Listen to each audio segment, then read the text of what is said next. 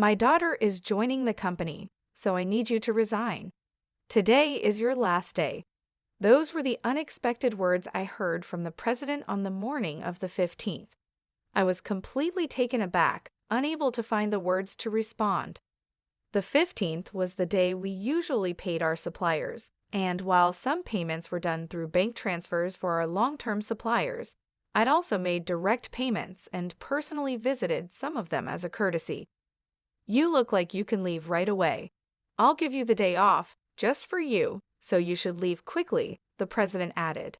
He practically pushed me out of the office, and the door closed with a sharp snap right in front of me. I stood there in shock, not knowing where to begin or how to argue my case. "My name is Julie. I joined this family-owned paving company straight out of high school and have worked here as a clerical worker for 11 years until just now." The company had around 35 employees, and when the current chairman was still the president, the workplace atmosphere was wonderful. It was a comfortable place to work. The chairman, now retired, used to closely collaborate with the younger employees, and his wife, Olivia, would come in daily to assist with various tasks until he was hospitalized. Their daughter, Maria, was skilled in both fieldwork and office tasks, and her husband was the site manager, respected and trusted by all the on-site employees. Even though they were the founding family, they never acted superior or looked down on us employees. It would have been wonderful if this enjoyable and smooth-running company life had continued, but reality had other plans. Unfortunately, at the end of last year, the chairman was diagnosed with cancer during the company's group medical examination. Due to his health condition, he decided to retire as president and appointed Maria's husband, the site manager, as the next president. Both the employees and I fully supported this decision. We all agreed that the chairman should focus on his treatment, and we wished him a long and healthy life. However, things took an unexpected turn when the chairman's eldest son, Adam, suddenly showed up with his family. I had no idea where he had heard the news, but it turns out the chairman had another child besides Maria. This other child was Adam, who had been disowned about 27 years ago, and I had never known anything about it. According to the senior employees, Adam had been quite a troublemaker in his youth. He frequently got into trouble with the police, and every time something happened, the chairman and his wife, Olivia, would have to go and apologize for his behavior. After dropping out of high school, Adam got involved in multi-level marketing schemes and fraudulent activities, which eventually led the chairman to make the difficult decision to disown him. Despite being estranged from the family for a long time, Adam suddenly reappeared one day, pleading with his father, "Dad, I've realized my mistakes. Please forgive me." I was stunned to witness this unfold in our small company, where the president's office and the clerical room were essentially the same space. Adam expressed a strong desire to reconcile with his father and to work in the company, but given his troubled past, it was hard for anyone to believe in his sincerity. The chairman, deeply moved by Adam's plea, apologized to everyone in the company and asked, "I know about Adam's past, but I ask you to give him another chance." Maria and the senior employees, who were well aware of Adam's history of trouble, couldn't fully embrace the idea, but they also couldn't turn down the chairman's heartfelt request. So Adam and his family moved into the annex of the chairman's house. Adam became an employee of the company, and his wife took on household duties. I only saw their daughter once when she visited the company. She seemed to be a college student. The chairman truly believed that Adam had changed for the better after facing many hardships in life. Olivia was overjoyed to have her son back and often talked about how they would rebuild the company together as a family. However, problems soon began to surface. Adam insisted, "I'm the eldest son, so I should be the next president," which created tension between him, Maria, and the site manager. Although Adam tried to appear hardworking in front of the chairman, the truth was that he did very little. He frequently made demeaning remarks like, "Physical labor is for the workers," and "You're all just worker ants. Work silently." Naturally, his attitude made him very unpopular among the employees. Some of the younger workers even went directly to the chairman, saying, "I can't work under these conditions." Despite this, both the chairman and Olivia pleaded with everyone, saying, "We will talk to Adam about this. Please try to see the bigger picture."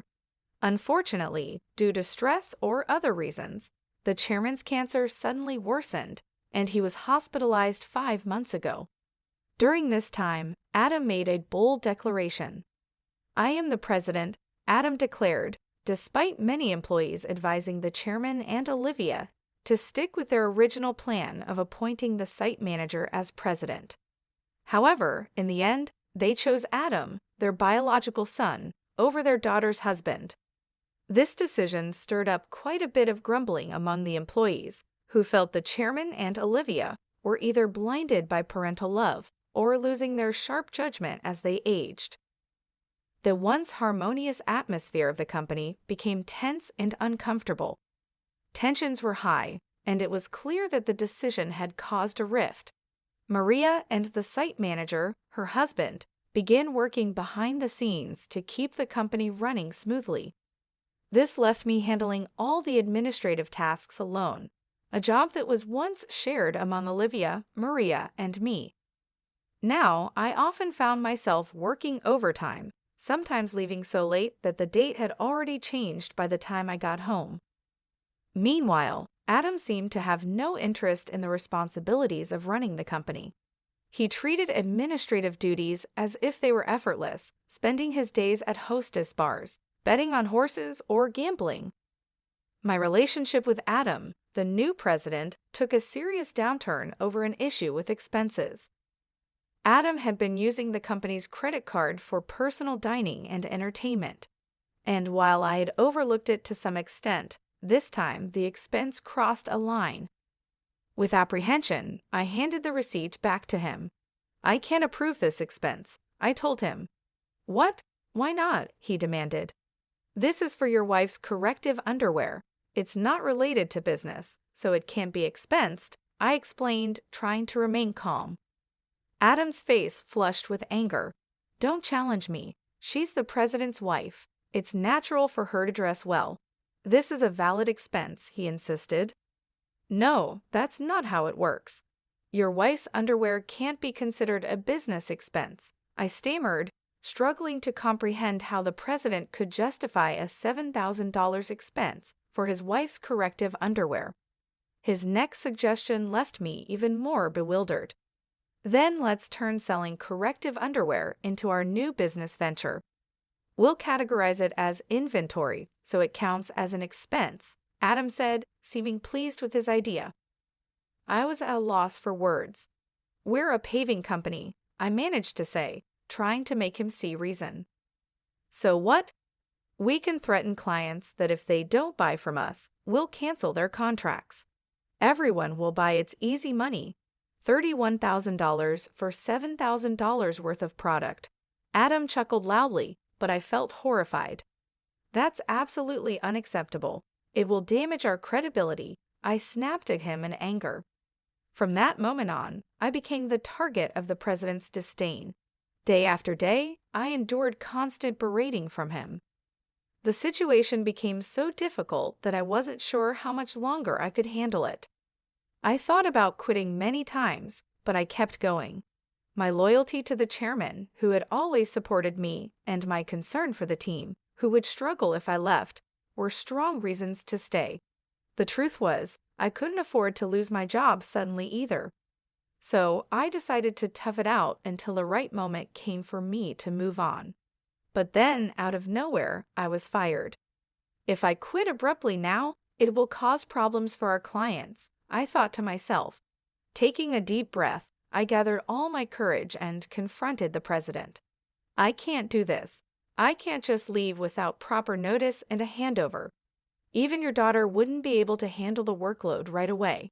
Besides, today is the day we need to handle payments," I said in one breath, fully expecting the president to explode in anger. As expected, the president's face turned red with rage. "Shut up. I told you to resign because my daughter is joining the company. Today is your last day. After the payment, let them wait until they come to collect it. There's no need to pay them upfront, he barked. Excuse me, isn't it normal to pay for something once you buy it? I was shocked and tried to explain it to him calmly, as if I were talking to a child. But the president responded with something so unreasonable that I couldn't believe he was serious. If that's the case, just threaten to switch suppliers. Tell them we won't make the payment this time, so they should give it to us for free. What? That's not something we can do, is it? I was so stunned that I couldn't find the right words to respond. You're completely useless. My daughter has a college degree. She can handle office work easily. As family, she won't question my expenses like you do. You're all talk and no action.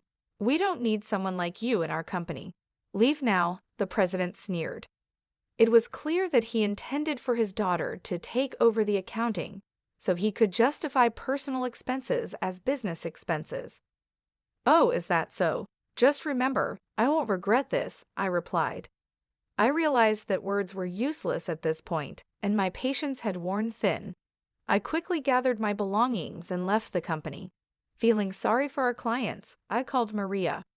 Even though I knew Olivia and Maria were busy taking care of the chairman, this was urgent. I explained everything to her and trusted Maria to handle the situation. Once I left the company, I suddenly found myself with nothing to do. Being fired without notice clearly violated labor standards laws. I decided to report this situation to the Labor Standards Office. I knew the company could get into serious trouble because we were part of the middle company payment system. This system supports small and medium-sized businesses that can't always afford to pay severance on their own. By using this system, I could claim my severance pay and 1 month's salary. There wasn't a rush, though, because I had up to 6 years for my retirement date to apply, and the Labor Standards Office had a 4-year statute of limitations. With my usual professional habits, I started planning out the steps I needed to take and the timeline for my retirement. I decided that I could take it easy for at least a week. Lately, I had been working overtime and weekends without a break, leaving no time for myself. There were many places I wanted to visit once I had some time to relax, so I chose to go on a day trip to the beach for a refreshing break. After enjoying a peaceful day at the beach, I checked my phone, which I had left in a locker. I found several missed calls, emails, and voicemails waiting for me. One email from Maria caught my attention. It said, "The payment process went smoothly. Everything is in order." I felt a sense of relief, despite how abruptly the president had dismissed me. Still, I couldn't shake the guilt I felt for leaving my job in anger. Next, I listened to the voicemail from the company. It was the president's panicked voice saying, "Hey, what's going on? They're saying I'm not the real president. Did you know about this? Explain yourself." I couldn't help but chuckle at his sudden realization. After that, I continued to check my emails and voicemails, and among them was a message from the chairman, asking me to come to the hospital. That evening, I promptly headed to the hospital. When I arrived, I found Olivia and the president already there in the room with the chairman. As soon as the chairman saw me, he greeted me from his bed, saying, "Julie, I'm truly sorry for my foolish son." Before I could respond, Adam, the president, arrogantly shouted, "Hey, what's going on? I'm not the official president. Explain yourself." The chairman quickly silenced him with a stern command, "Quiet down." It turned out that right after I had called Maria, she immediately informed the chairman and Olivia about everything that had happened. Upon receiving the news, the chairman had contacted Adam, who had been acting as president, and asked him directly, "Do you really not know anything? So what's the truth?" I calmly explained to Adam, the president, who was still shouting in confusion, "Adam, you didn't have any legal authority. Your role as president was just a title." It might seem confusing, but in business terms, being the president is a position within the company that doesn't hold legal standing like a representative director does. The representative director is the person who is legally responsible for the company's actions externally. It's a more formal role that requires specific legal procedures to change. I continued, while the title of president can be changed informally within the company, changing the representative director involves complex legal processes. That's why your position didn't carry the legal weight you thought it did. 5 months ago, when Adam was appointed as president, there was strong opposition from Maria, the site manager, and some veteran employees. That's when I proposed a strategy. Adam would be a figurehead president, while the chairman remained the legally responsible representative director. As someone familiar with company procedures and laws, I knew how complicated these things could get. Under my plan, if Adam showed genuine dedication and won over the employees, we would then start the legal process to formalize his presidency. However, if Adam failed to prove himself fit for the role, our backup plan was to either remove him or even consider closing the company, while Maria and the site manager prepared to start a new venture. Maria doubted Adam's ability to change, but the chairman and Olivia continued to believe in him until he unfairly dismissed me. That seemed to wake them up to his shortcomings. If you want to be a leader, you need to learn to take care of your employees. I've told you this many times, the chairman emphasized. Adam retorted, "It's not a big deal, right? Can't we just handle the procedures now?" "No, it's not possible," the chairman explained. "Our company offers stocks to employees who want them, and many of them own shares. Julie owns 20%, making her a major shareholder. We can't ignore her views, and other shareholders won't support you either." As the reality of the situation started to sink in, Adam's face paled. "What? I don't have any shares." "None?" he stammered. "I plan to pass on my shares to you once you proved yourself as president. But I'm deeply disappointed in you. Were you only interested in my wealth, thinking I didn't have much time left?" the chairman said, slumping in despair. Olivia remained silent, visibly upset. Defiantly, Adam responded, "Well, I'm the eldest son. What's wrong with taking what's rightfully mine? The company belongs to me." "I can't forgive you anymore," I said firmly. The chairman bears full responsibility as the representative director of this company. Moreover, as a shareholder, I have the right to call for a shareholders' meeting and propose your removal. I made my stance clear. The president's face drained of color as he realized the seriousness of the situation. "You mean I could be fired?" he stammered. "Adam, you were just a clerk," I replied. "Julie is right. At this point, no one will support you," Olivia interjected, her voice full of concern. She then turned to me, "Julie, I owe you a sincere apology. I regret the trouble caused because of my love for my son. Please tell me what you'd like to do." I confronted the president directly. "Mr. President, I no longer wish to work under your leadership, so I am resigning immediately. However, I expect to receive my severance pay along with 1 month's salary, including unpaid overtime and holiday pay. As a shareholder, I will also take action through the Labor Standards Office to remove anyone who is harmful to the company." As I spoke calmly, I noticed the president's complexion shift from pale to completely white. I continued, informing them that Maria had been actively visiting clients and successfully promoting our new company.